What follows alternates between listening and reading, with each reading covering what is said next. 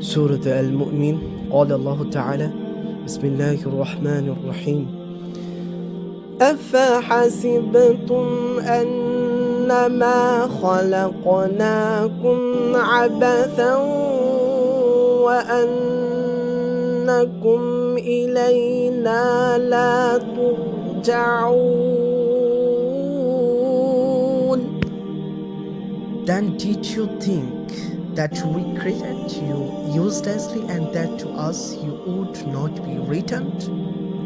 আল্লাহ সুবহানাহু ওয়া তাআলা বলেন, তোমরা কি মনে করেছিলে যে আমি তোমাদেরকে কেবল অনর্থক সৃষ্টি করেছি এবং তোমরা আমার দিকে প্রত্যাবর্তিত হবে না? আল্লাহ সুবহানাহু ওয়া তাআলা কি আমাদেরকে এমনি সৃষ্টি করছেন? আল্লাহ সুবহানাহু ওয়া তাআলা আমাদেরকে বিশেষ কাজে এই দুনিয়াতে পাঠিয়েছেন, এটা আমরা সকলেই জানি। কিন্তু সেটা কি আমরা করতে পারতেছি? সেই অনুযায়ী কি আমরা দুনিয়াতে চলতে পারতেছি? আমরা কি নিজেকে সংশোধন করতে পারছি? নিজের দোষটা কি ধরতে পারছি?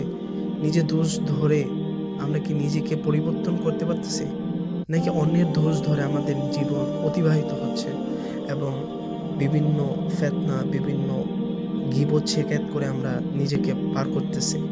এটা করতেছি নাকি আমরা তাই নিজেকে সংশোধন করতেছি? আল্লাহ তাআলা আমাদেরকে দুনিয়াকে পাঠিয়েছে অন্যের দোষারোপ করার জন্য, অন্যের দোষ গুনার জন্য, অন্যকে কাফের, অন্যকে মুনাফিক, অন্যকে হেদায়েত প্রাপ্ত না, অন্যকে জাহান্নামী বলে সম্বোধন করার জন্য কি আমাদেরকে আল্লাহ সুবহানাহু ওয়া তাআলা এই দুনিয়াতে পাঠিয়েছেন? নাকি আমাদের নিজের গুণ, নিজের দোষ, নিজের ভুল ত্রুটি এগুলো সংশোধন করার জন্য এবং সুন্দর একটা আখিরাত বানানোর জন্য আল্লাহ সুবহানাহু ওয়া তাআলা এই দুনিয়াতে প্রেরণ করছেন? একবার নিজেকে নিয়ে ভাবুন যে আল্লাহ তাআলা আমাদেরকে কেন সৃষ্টি করছেন এবং এই আয়াতের ব্যাখ্যা পড়ুন। আল্লাহ তাআলা আমাদের সকলকে নেক আমল করার তৌফিক দান করুন। আমিন। আসসালামু আলাইকুম ওয়া রাহমাতুল্লাহ।